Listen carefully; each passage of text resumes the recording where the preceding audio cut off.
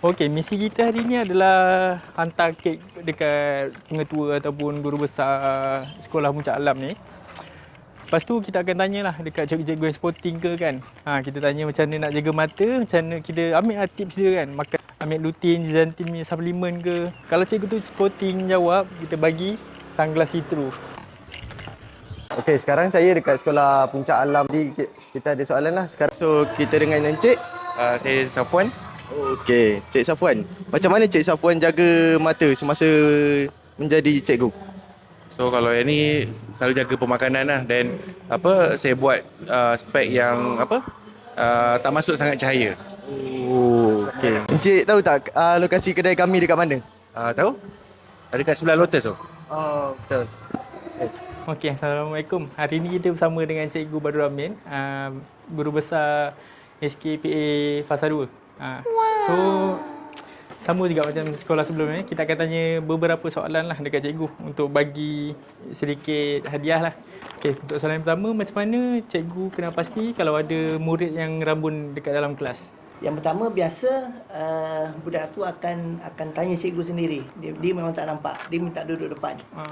Itu biasalah.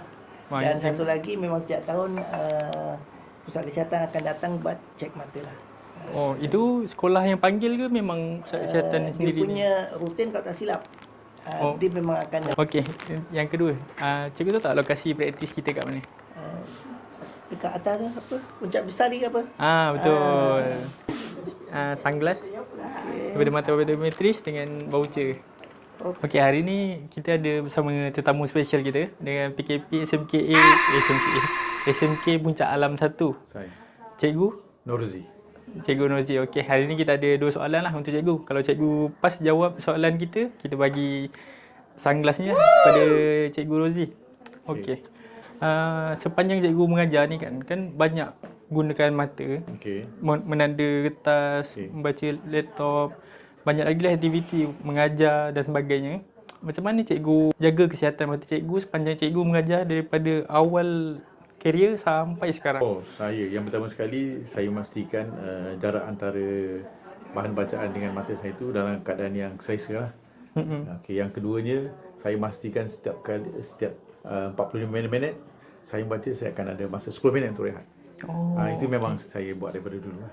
Bagus. Okey, insyaAllah. Okey, soalan yang kedua. Cikgu tahu tak lokasi praktis optometri kita kat mana? Di Puncak Bestari.